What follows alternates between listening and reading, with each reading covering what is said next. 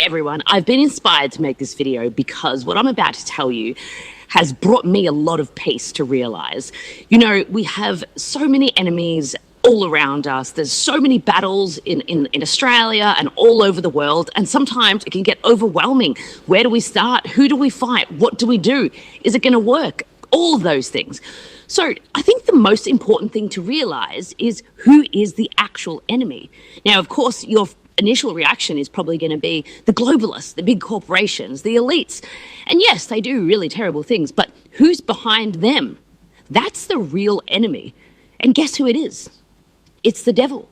I mean, it's like I've always known that, but I've never really put it together and realized that the devil inspires people. Not that you should use that word. He provokes people like the globalists who we see on the screens or etc.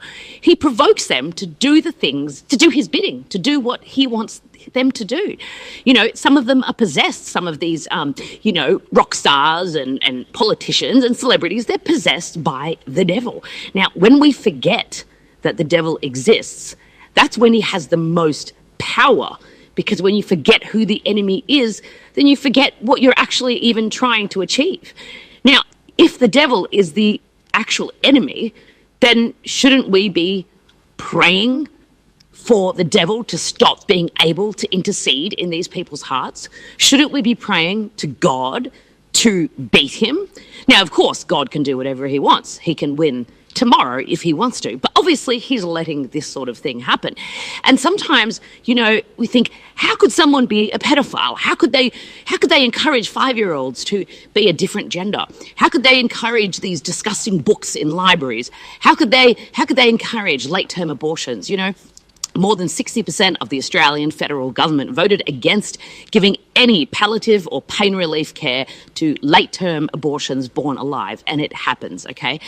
And you think, how is this possible? And you could drive yourselves crazy. But I'll tell you why it's possible.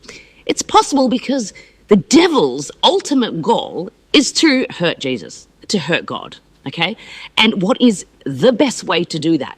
It is to hurt his children, not his adults. Well, that still, you know, obviously frustrates God, but it's to hurt the innocent children. That is how you hurt God the most.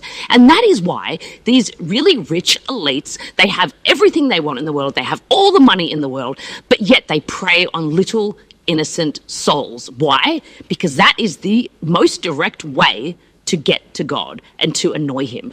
So I don't really have a solution except for we need to pray. And we need to remember that a lot of these people that we look to as the enemy are possessed, or at least they are provoked by the devil. They don't have God in their heart. So we need to pray for God to do something in their souls. Imagine if we all prayed a lot more for this particular intention, which is to intercede in the hearts and the souls of our politicians and our bureaucrats and these elites, globalists, etc., etc. Honestly, I feel like I know that is going to do more than any petition or any protest. And you know what the great thing about it is it provides peace to us. Now, I'm not saying that we should sit back and do nothing. No. Praying alone is not enough. We need to pray and act, okay? So if we can, of course. But I think we've been acting a lot and not really praying enough. And we have felt like arrogant in the sense that, oh, we can do this one protest, we can do this one petition, and it's gonna change everything. But without God on our side, it's not going to do anything. It might just bring us some momentary glory. It might give us a win in the moment. But at the end of the day, if these bureaucrats and these politicians are possessed by the devil, there's nothing we can do. So let's realize that the enemy is not man. It's the devil using man in his circus, in his play. And so we need to ask God to use more men and women, obviously, to do his bidding and to outnumber the possessed evil people. Anyway, I hope it brings you some peace. Pray a little bit more and pray for discernment on what you should do and what you shouldn't do and where your energy should be spent. And I think if your energy is spent praying, you are an activist just as much as someone who's out there with placards and things like that. So anyway, God bless you all.